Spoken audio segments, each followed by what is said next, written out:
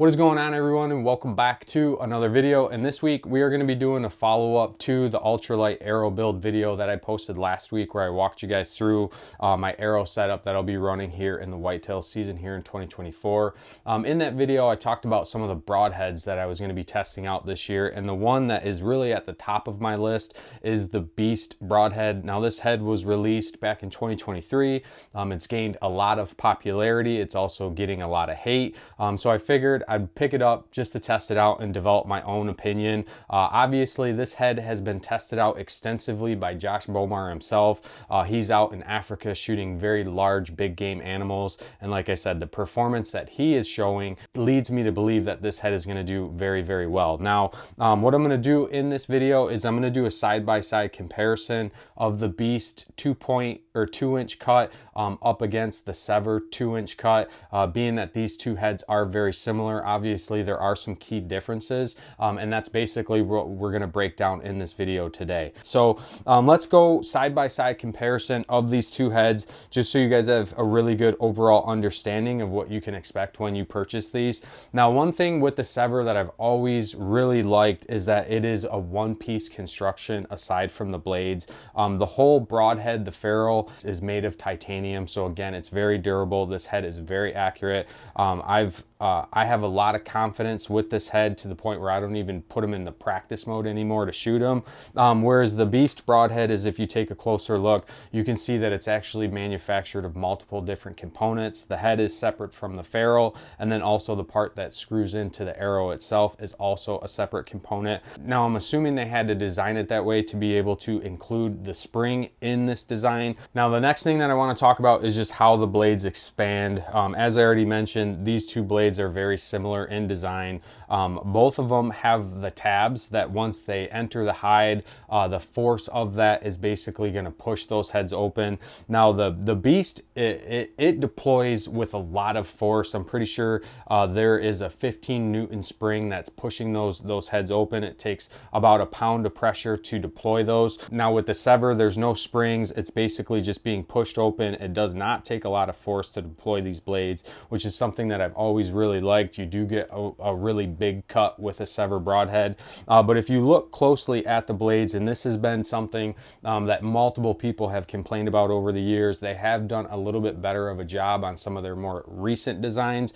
But the tabs that actually deploy the blades cover up some of the cutting surface on the Sevr 2.0, whereas you can see on the Beast Broadhead, all the blades, you have full exposure, so you're not losing any type of cutting surface. Now, let's talk about how the blades are actually locking. Now, Sevr is really well known for their pivoting locking blade technology that they came out with. They were really the first ones to hit the market with this, which in my opinion was really a game changer for mechanical broadheads, because it definitely does reduce the amount of deflection that you'll see if you hit a bone. Now, what's different about the Beast Broadheads is that spring, that force of that spring is basically keeping these blades open. And they also have what they're calling their bone evading advanced spring technology. That's what Beast stands for. But you can see that these blades basically will fold back and allow it to pass through bone without having to break those bones or cut through those bones, which is definitely going to help you retain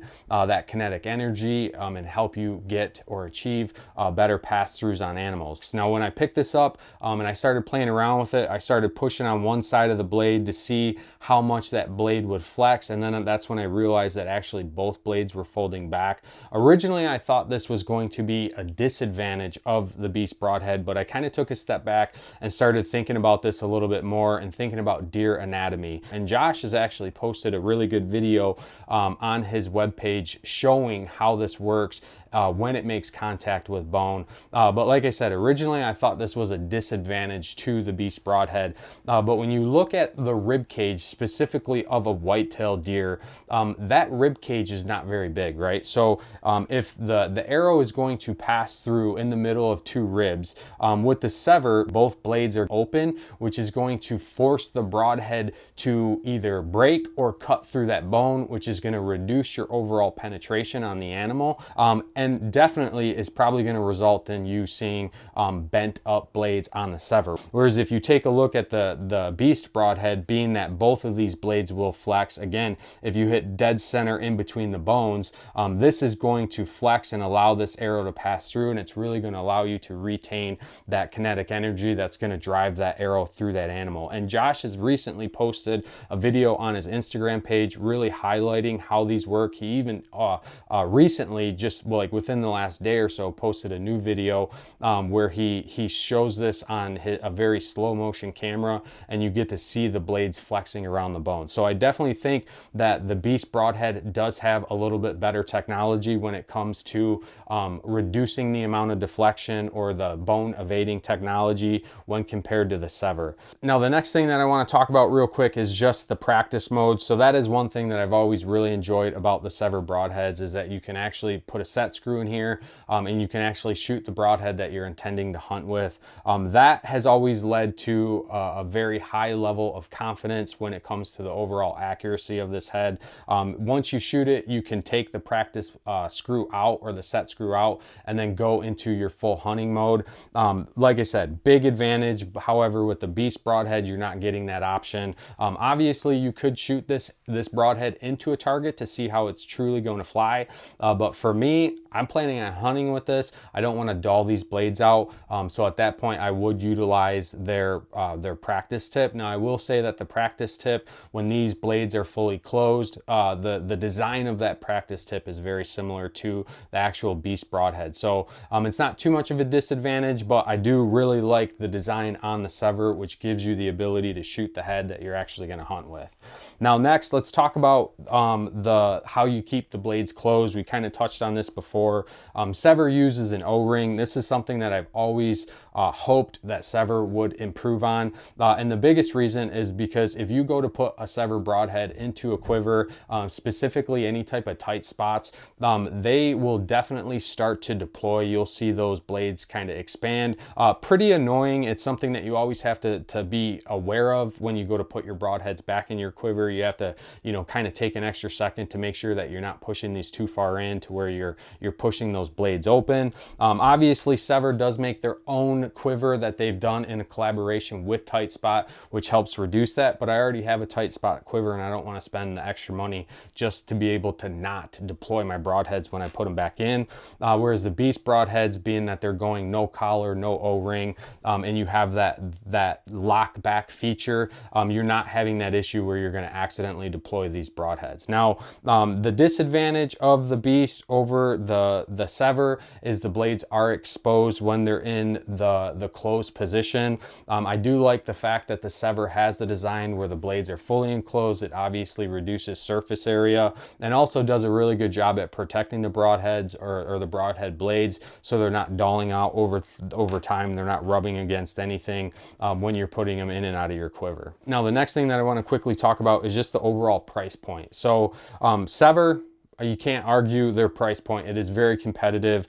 You are getting a lot of bang for your buck. These are great heads. Like I said, I've ran them since 2018. I love their design. I love their broadhead. I love the durability, and I love the accuracy.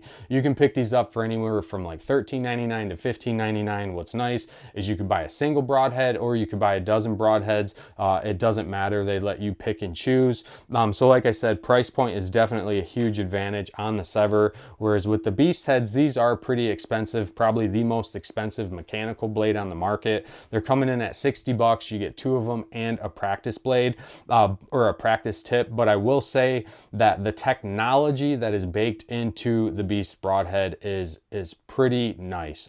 With the whole spring design, how these push open, the 15 newtons of force that push the blades open. And I've heard multiple reports where they're coming open at 700 miles per hour. I've heard reports where they're coming in at 900 miles per hour. I don't really know, but I can definitely tell you that this is a sick looking broadhead, and I'm very excited to run this in the whitetail season. You got to be very careful because these are without a doubt the sharpest broadheads that I've had straight out of the box.